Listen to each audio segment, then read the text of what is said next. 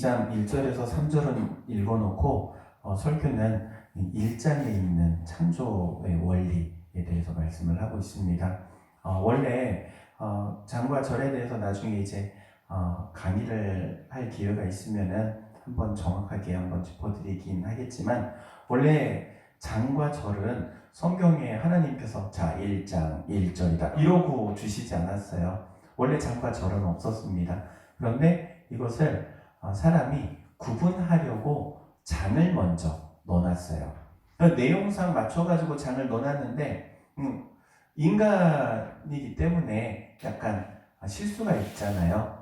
오늘 본문도 보면은 원래 천지 창조의 마지막 완결이 언제 끝나냐면은 1장 1절에 시작했던 게 2장 3절에 끝이 나요. 원래. 그러니까는 이런 좀 지식이 있는 사람이 이 창세기 1장부터 50장까지 장수를 매겼으면 이렇게 되지 않았을 텐데, 그런 신학적 지식이 없었기 때문에 그냥 대충 보고 여기면 되겠다 그러고 자른 거예요. 그래서 그냥 그 장을 붙여놓은 거예요. 원래 창세기 처음 하나님께서 태초에 천지를 창조하시니라 해가지고 그 한 문단 내용이 끝나는 부분이 2장 3절이라는 겁니다. 그래서 성경을 볼 때 그러면 문단이 끝나는 게 도대체 어떤 기준으로 봐야 되느냐? 여러분 가지고 계신 성경을 보면은 아마도 동그라미가 그려져 있는 게 있어요. 동그라미. 어디 있습니까? 동그라미가 2장 4절에 있죠. 이 동그라미가 새로운 문단이 시작된다는 표시예요. 이거는 동그라미 나중에 붙인 거예요. 제일 마지막에. 처음에 성경을 필사본 성경을 만들어 놓고 그것을 장을 붙여 놓고 나중에 인쇄소에서 절을 붙여 놓고, 그리고 나서 이것을 신학자들이 보면서 야 이렇게 보니까 헷갈릴 수 있겠다 그러면은 문단이라도 좀 표시를 하자 해가지고 동그라미를 집어넣는 거예요. 그러니까는 천지 창조하셨던 모든 이야기의 결말이 어디에 있는 거예요? 2장 3절에 있는 거예요. 그래서 목사님 창세기 2장 1절에서 3절 읽어놓고 설교는 엉뚱한 거 하시는 것 같다. 아니에요. 원래 지금 1장에 있는 내용을 가지고 하려고 하는데 결론 말씀만 읽고 하는 거예요. 창조의 원리에 대해서 말씀하고 있습니다.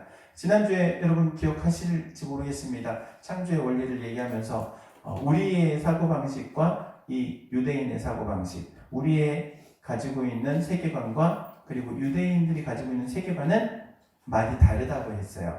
그 중에 대표적으로 하루의 시작이 언제라고요? 해가 지면은 그때부터 시작되는 거. 우리 인생도 그렇죠.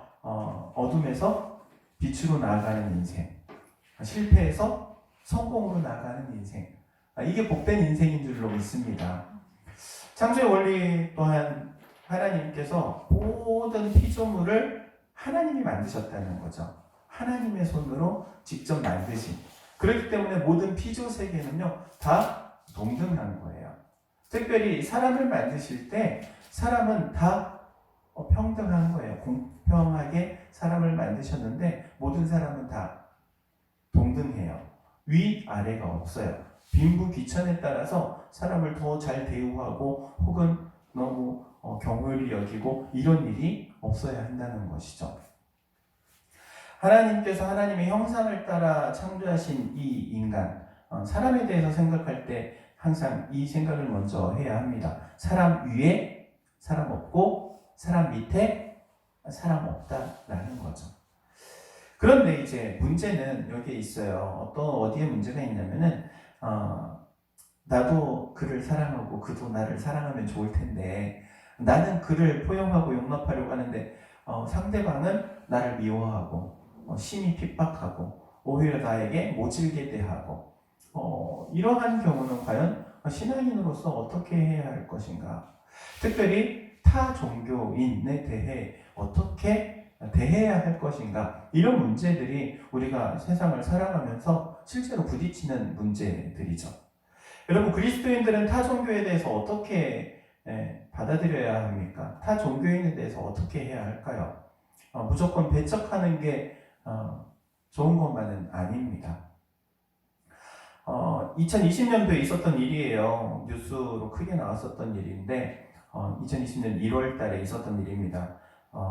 김천이라는 곳에, 경북 김천이라는 곳에 개운사라는 절이 있어요.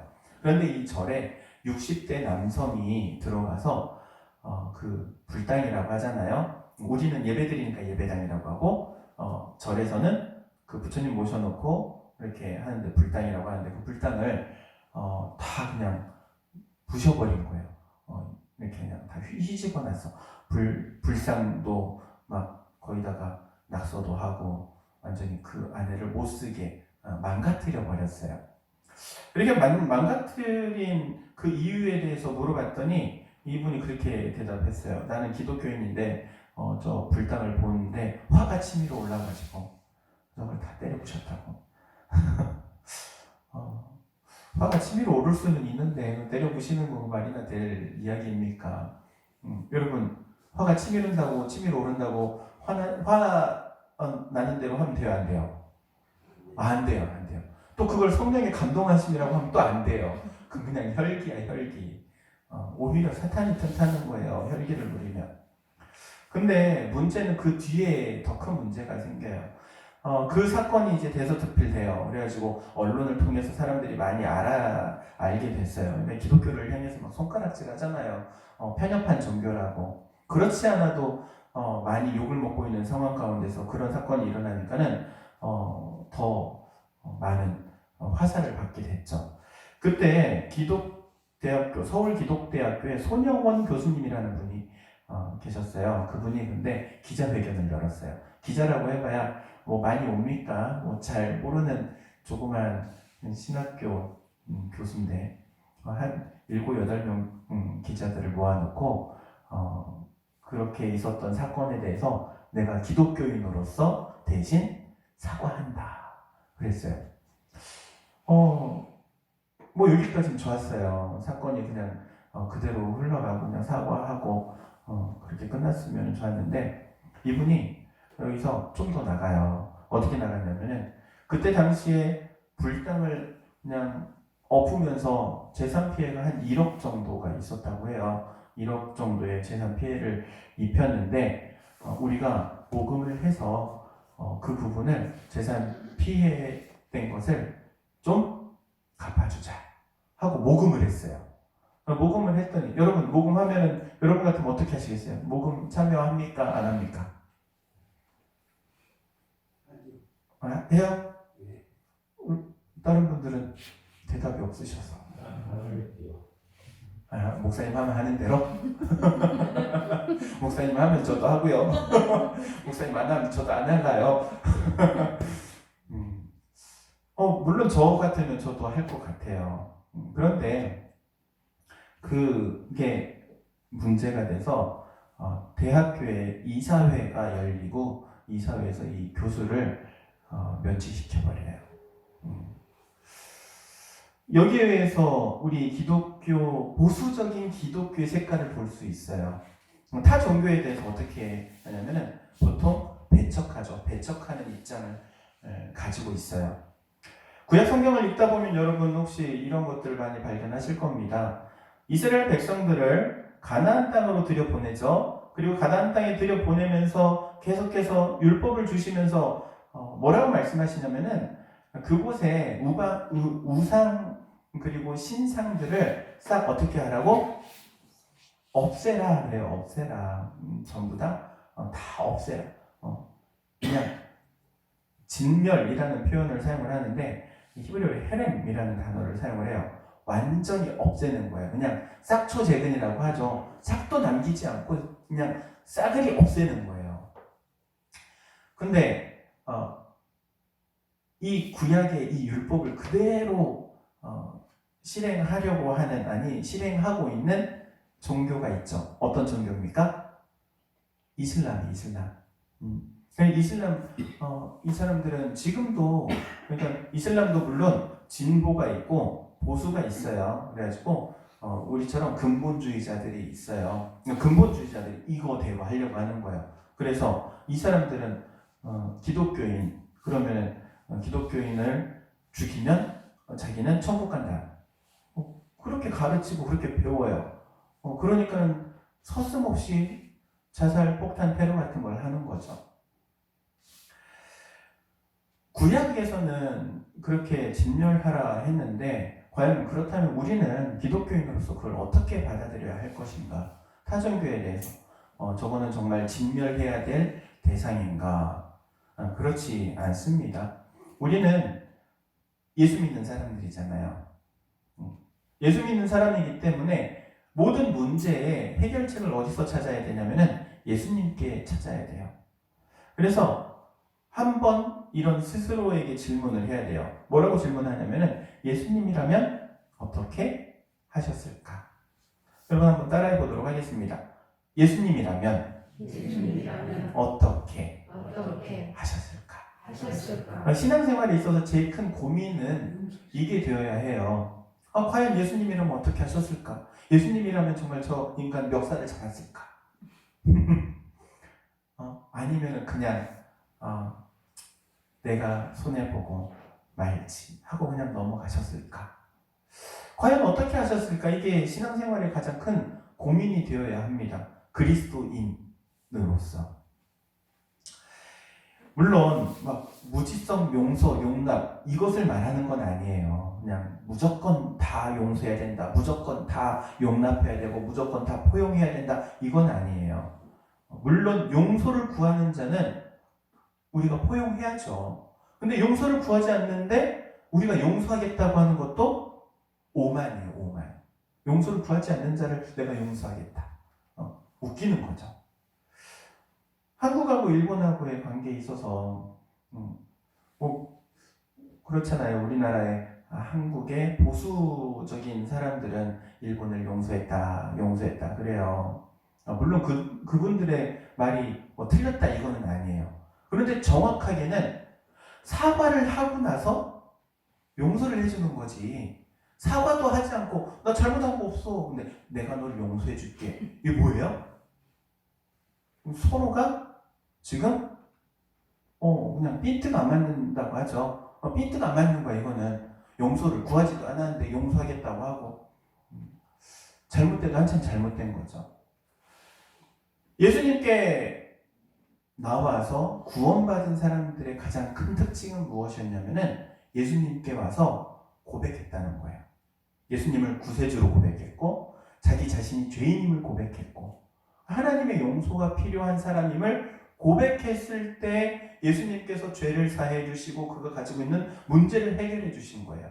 그냥 모든 사람 내가 다 용서했다 이거 아니에요. 십자가를 통해서 우리에게 주시는 그 구원의 은혜도 마찬가지예요. 구원의 은혜는 모든 사람을 향해서 열려져는 있지만 모든 사람에게 주시는 건 아니에요. 누구에게? 은혜를 구하는 자에게. 은혜를 구하는 자에게 주시는 게 하나님의 그 십자가의 속죄의 은총인 줄로 믿습니다.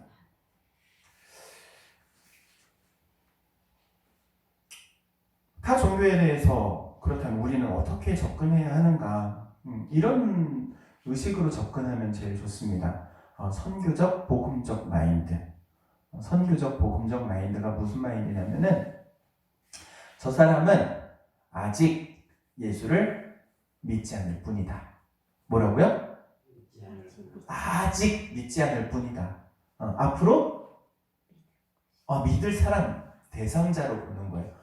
아직 믿지 않을 뿐인지 앞으로 예수 믿을 대상자로 보고 접근하는 거예요. 그렇기 때문에 그에게 무엇을 주어야 돼요? 복음을 주어야 하는 거죠. 그리고 복음이 들려질 수 있도록 우리가 뭐 사회활동하고 봉사하고 섬기고 다 무엇 때문에 하는 겁니까? 첫 번째는 내가 받은 은혜가 너무나도 커서 이걸 어떻게 표현할까? 내가 하나님께 표현 못하니까는 세상을 향해서 표현하는 것뿐이죠. 그리고 하나님께서 내가 세상을 향해서 표현하는 것을 하나님께 하는 것으로 받으신다고 하니까 감사한 거죠. 그리고 두 번째가 바로 복음을 전하기 위한 통로를 만들기 위해서예요. 통로를 만들기 위해서. 우리 뭐 사탕 이제 날씨가 좀 시원해져서 사탕도 이제 다시 비치해 놓고 있어요. 우리가 뭐 사탕 전도도 하고 그리고 절기가 되면은 선물도 이렇게 전달을 하고 무엇 때문에 하는지 우리 성도들은 꼭 아셔야 돼요. 뭐 때문에 해요? 그게 복음의 통로가 되게 하기 위해서. 그게 복음의 통로가 되지 않는다면 아무 의미가 없는 거죠. 교회는 복음을 전하기 위해서, 복음의 통로를 만들기 위해서 그런 사역들을 해 나가는 겁니다. 그래서 우선순위에 있어서 가장 1순위에 두어야 할 게 있어요. 바로 영혼 구원이라는 거예요. 영혼 구원. 신앙생활에 있어서의 1순위 영혼 구원. 예수님께서 이 땅에 오신 가장 큰 이유가 뭐라고 했어요?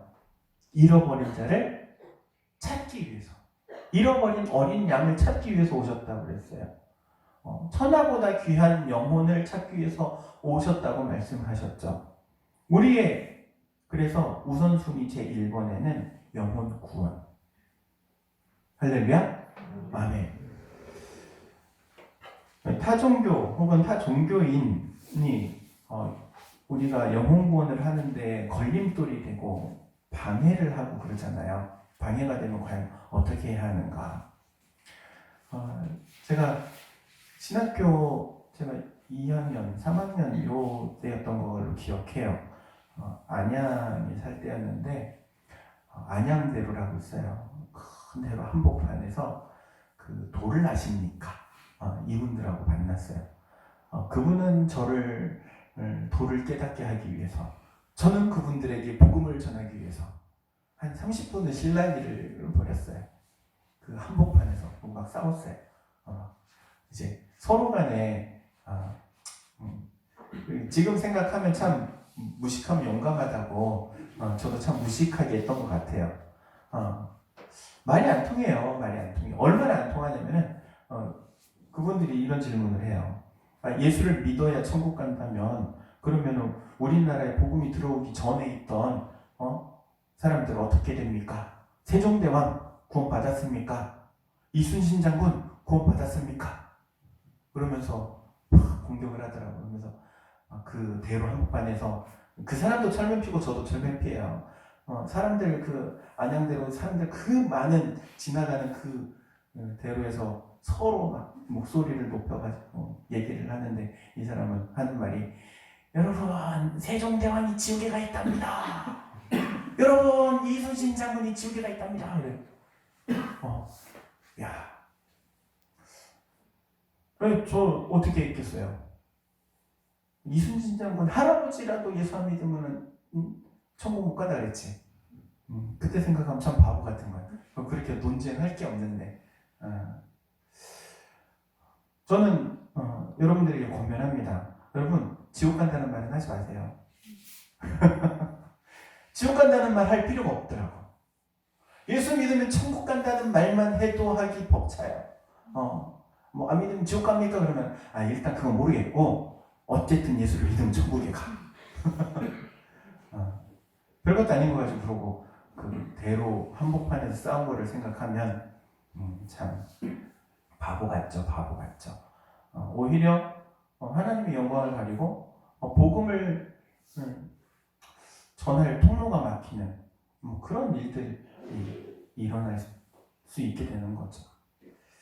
그래서 이런 타종교인들 만나면 어떻게 해야 되는가? 타종교 첫 번째 기도하고 기다린다. 기도하고 기다려야 돼요.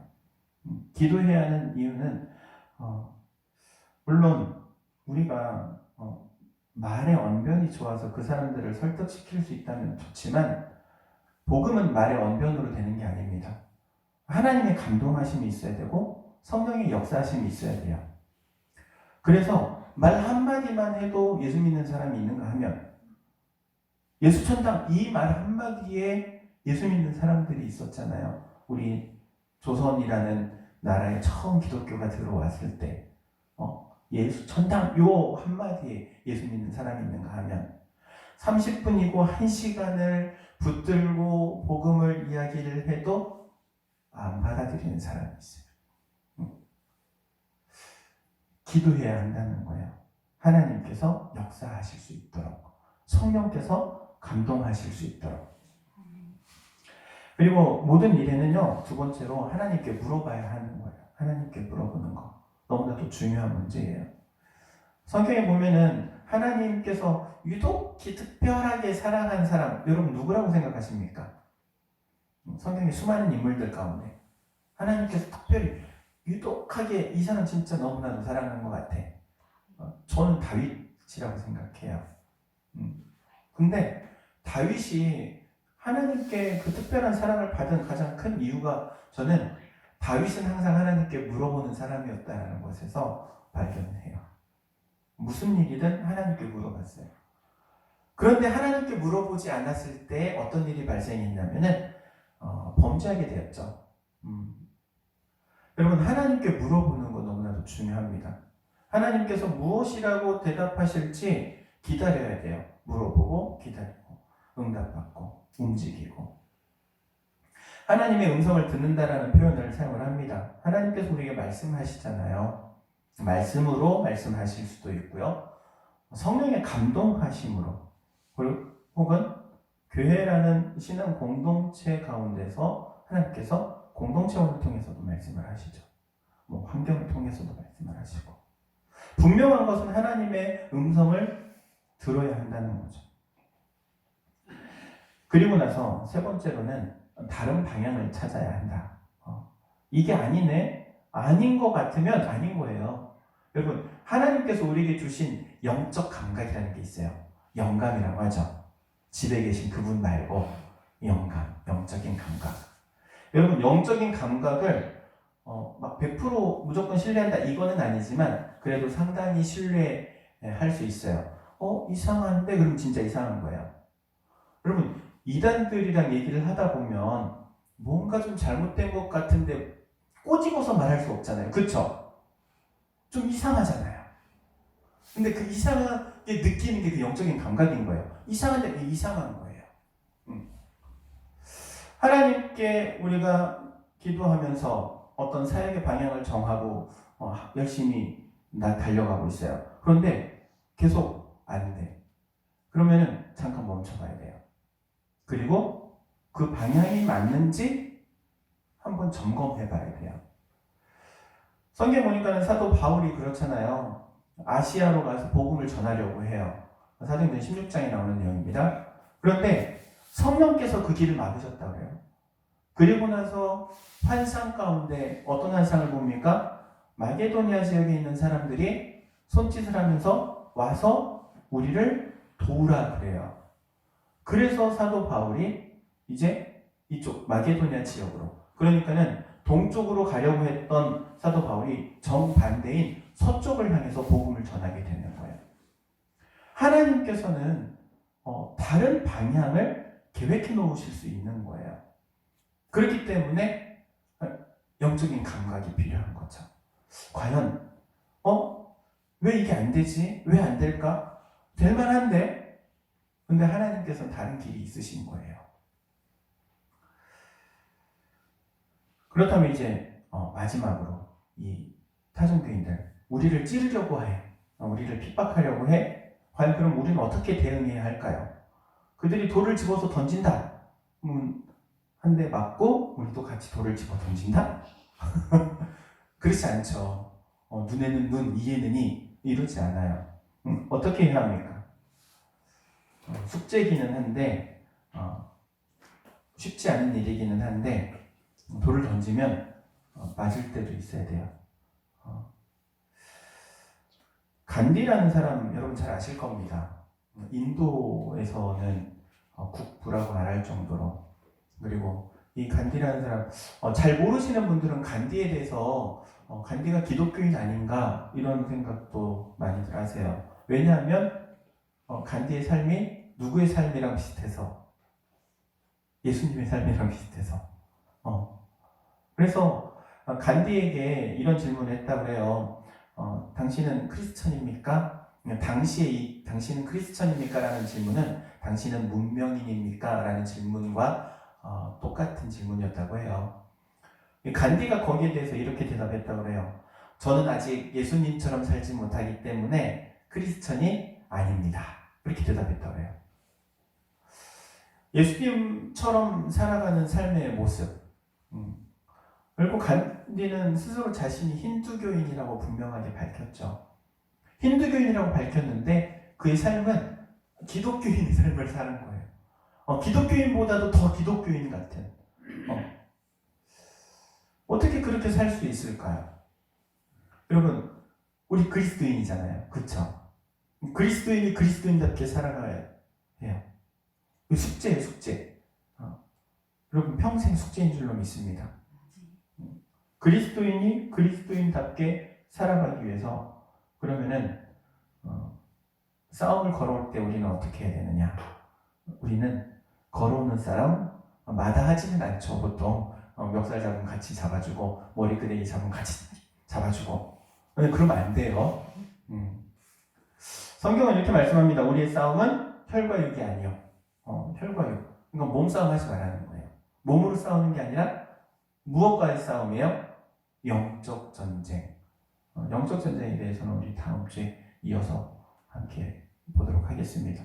사랑하는 다임교회 성도 여러분, 이 질문을 하면서 하루하루 신앙생활을 했으면 좋겠어요. 예수님이라면 어떻게 하셨을까? 과연 예수님이라면 저 머리끄댕이를 잡았을까?